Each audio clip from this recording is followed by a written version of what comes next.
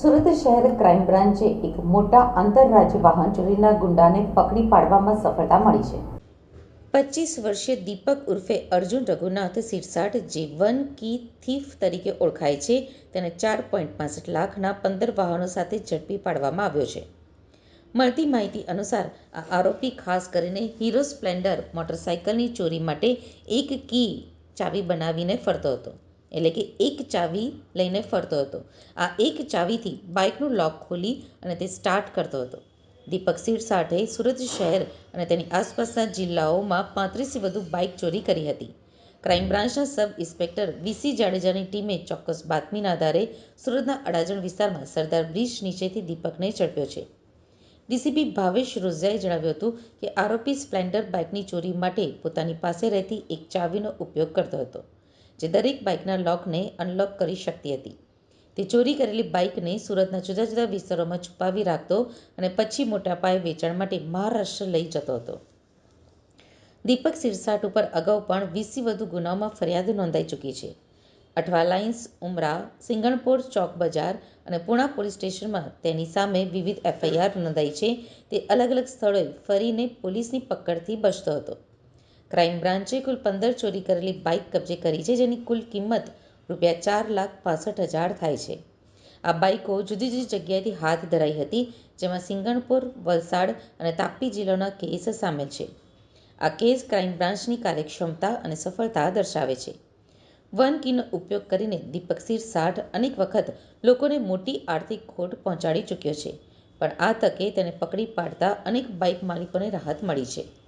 દીપક સિરસાટને કોર્ટમાં રજૂ કરીને વધુ રિમાન્ડ લેવામાં આવી રહ્યા છે। પોલીસ દીપકને મળેલી ચાવીની ચકાસણી કરી રહી છે અને તેના નેટવર્કમાં સંડોવાયેલા અન્ય શખ્સોની પૂછપરછ કરી રહી છે। આ કિસ્સો સુરત શહેરમાં મોટર બાઇક ચોરી ગુનાની ગંભીરતા અને તેના ઉપર કડક પગલાં લેવાની જરૂરિયાતને રેખાંકિત કરે છે।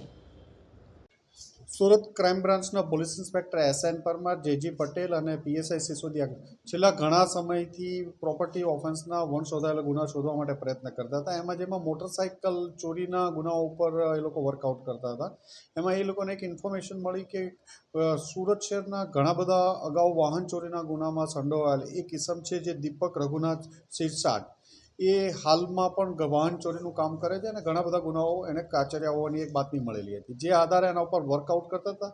પણ દીપક સિરસાટ મોટરસાઇકલ વાહન ચોરી કરી અને સુરત શહેર છોડી અને જતો રહેતો હતો। પછી 4-5 દિવસ સુધી અલગ અલગ રાજ્યોમાં ફરતો રહે, પછી મોટરસાઇકલનું પછી ફરીથી આવી અને ફરીથી પાછું બાઇક ચોરે। આમ એને આજે વહેલી સવારે અડાજણ વિસ્તારમાંથી એની ધરપકડ કરવામાં આવી અને એની પૂછપરછ કરતાં અંદાજે એણે અલગ અલગ જગ્યાએથી ચોરેલા 15 જેટલા બાઇક રિકવર કરવામાં આવ્યા છે। ટોટલ 16 બાઇક કબૂલ્યા છે અત્યાર સુધીમાં, 15 બાઇક રિકવર કરવામાં આવ્યા છે। બીજી એક વસ્તુ ખાસ આની એમાં જોવા જઈએ તો એ હીરો હોન્ડા સ્પ્લેન્ડર જ મોટરસાઇકલ ચોરી કરતો હતો। એક ડુપ્લિકેટ ચાવી બનાવી હતી, જેનાથી ઇઝીથી આરામથી લોક ખુલી જતું હતું।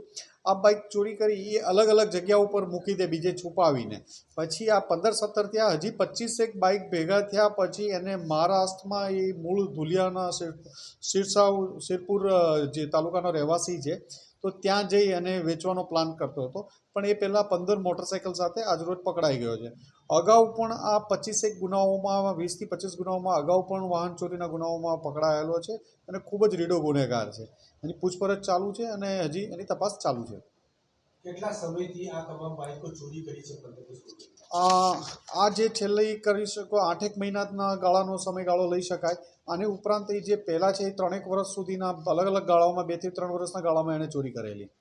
કયા કયા વિસ્તારો ખાસ આનો ટાર્ગેટ વિસ્તાર જોઈએ તો અઠવા, સિંગણપોર, ઉમરા, ચોક બજાર, પૂણા, આ ઉપરાંત વલસાડ જિલ્લો, સુરત ગ્રામ્ય જિલ્લો, તાપી જિલ્લો, સુરત રેલવે પોલીસની હદમાં વગેરે જગ્યાએથી એણે ચોરી કરેલી છે। વેચાણ અત્યારે બાઇક એણે બધા પોતાની સાથે રાખેલા હતા અને એ મહારાષ્ટ્રમાં વેચવાનો એનો પ્લાન હતો। અગાઉ પણ એણે મહારાષ્ટ્રમાં વેચેલા હતા। વાહન ચોરી કરવા પાછળનું રીઝન શું બહાર આવ્યું? વાહન ચોરી એ પોતે ચોરીથી જ પોતાનું જીવન ગુજારે છે અને જે પોતાની લાઈફસ્ટાઈલ છે એના આધારે એ ચોરીના વાહનો ઘર ચલાવવાના 2 બાળકો છે, કોઈ કામ ધંધો કરતો નથી, ચોરી એક જ એનું કામ છે। આ સિવાય કોઈ કારણ બહાર આવ્યું છે કઈ પૂછપરછમાં? ના, હાલ પૂરતું નથી।